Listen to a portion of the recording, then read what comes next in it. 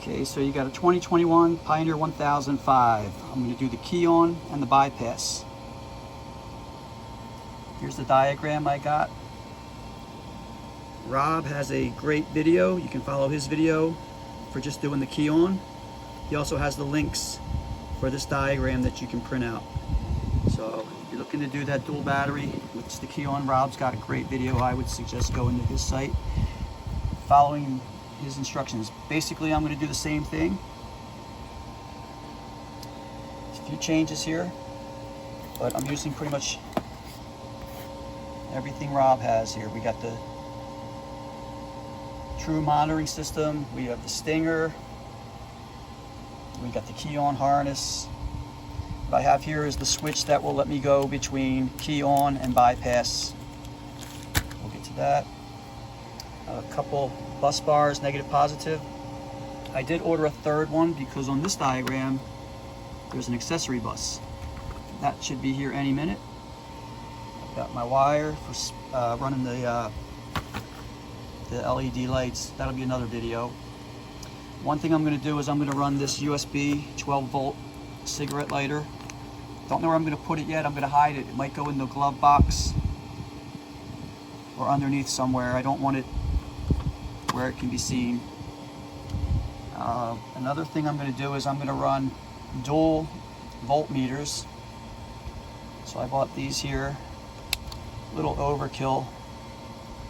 I don't need all these USBs, but I have two of those.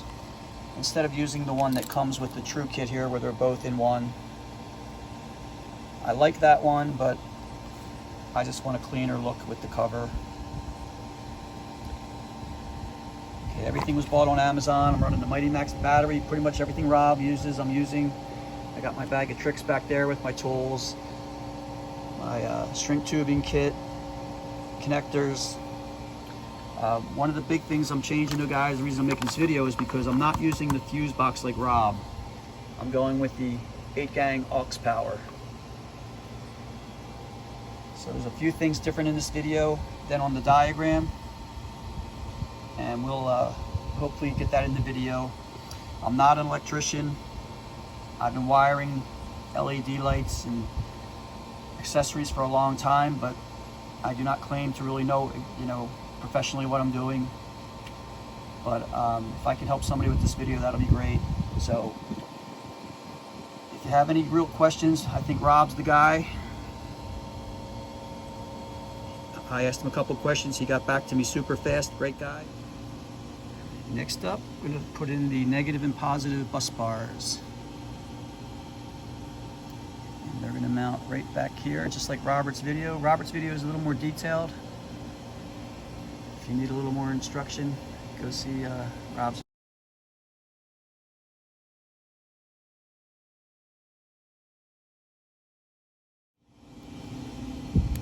So just like Robert, my true monitoring system is going to go right there. Little perspective. I'm just going to use the provided Velcro,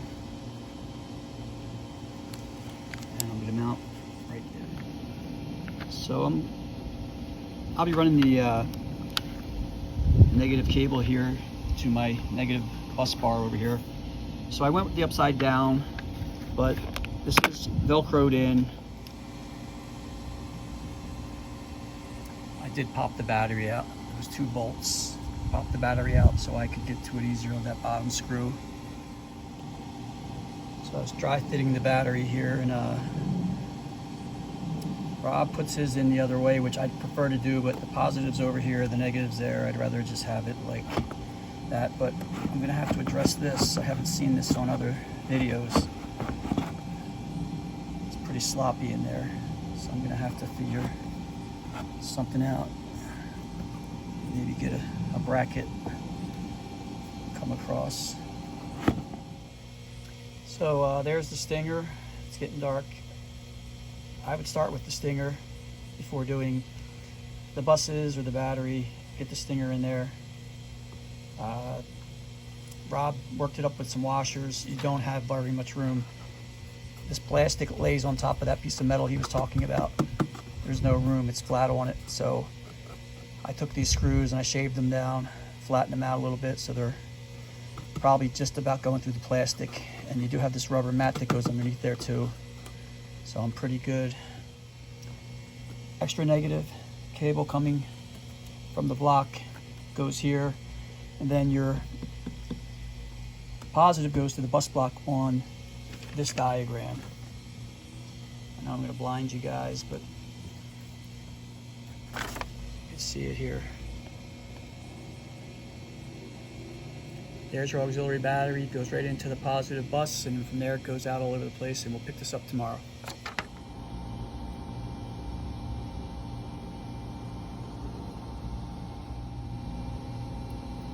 So I don't think I have anything going in there. So I think that's where it's going to go. It also fits here.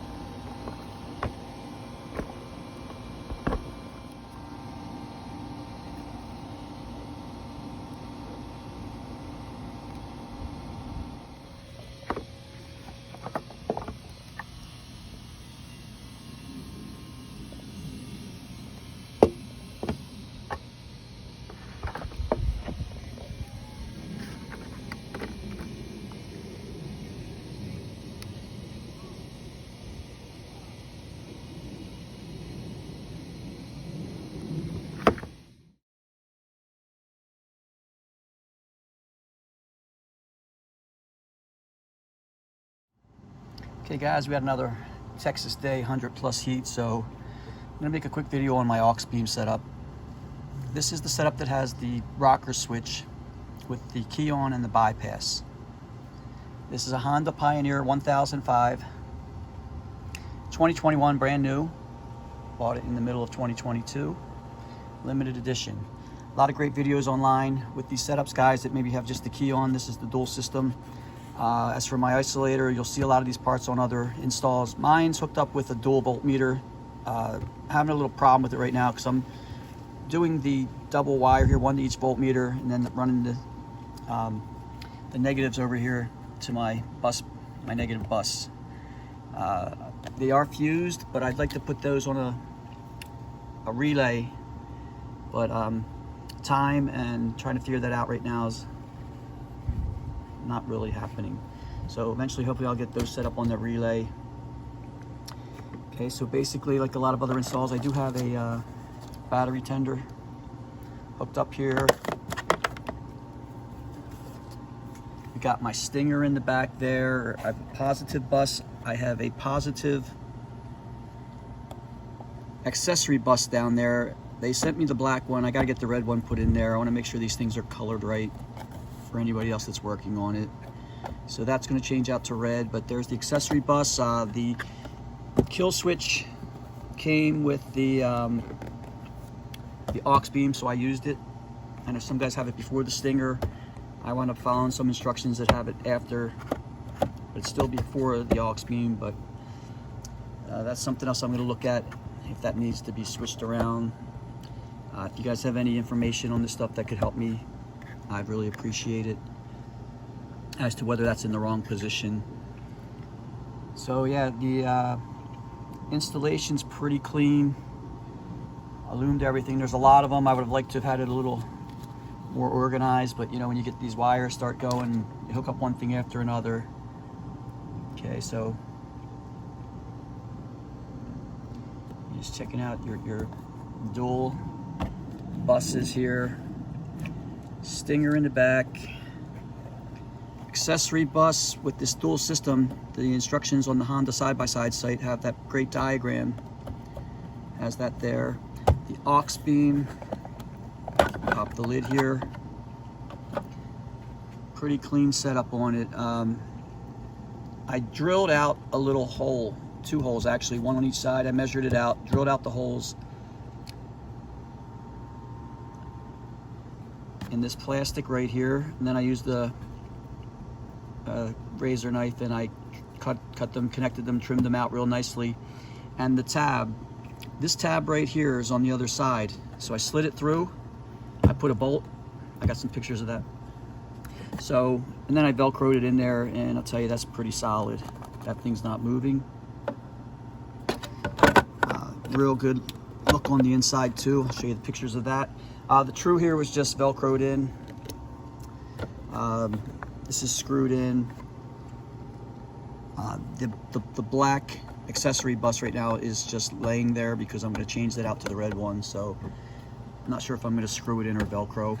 The stinger back there, like in Robert's video, this plastic, there's no room. There's right under this plastic, there is a rubber cover, and then there's metal. So I don't want to mess with this. These screws are very short. They're doing the job. The stinger is pretty solid, but I was real careful not to go through that rubber cover back there. Just don't want to deal with any metal touching metal. So I don't really love the stinger back there, but it's working out pretty good.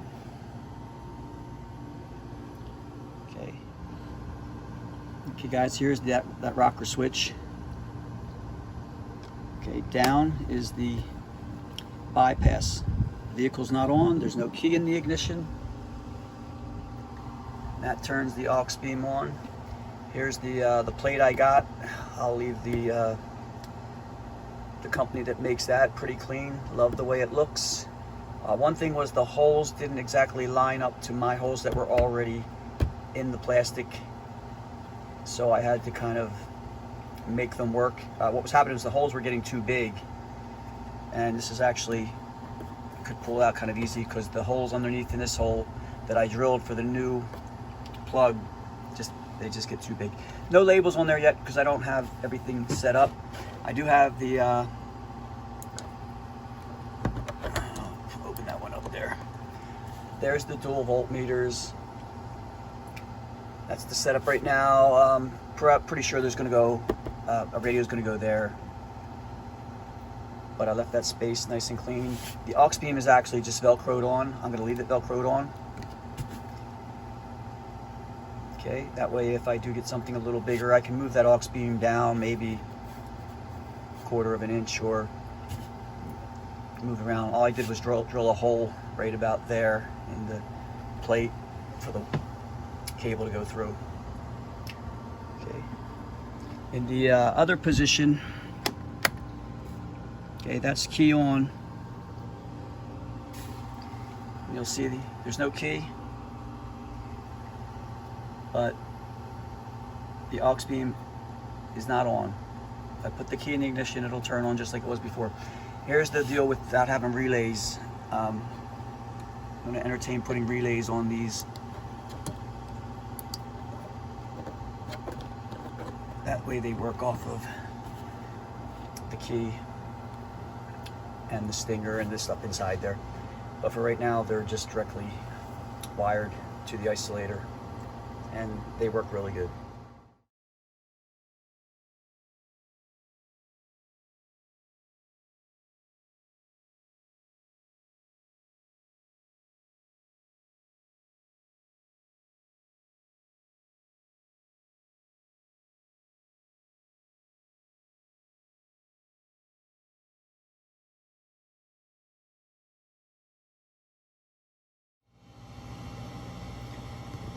Extra USB with a USB-C in the glove box for my girlfriend and for my flashlight. I love keeping a flashlight in here, a rechargeable one.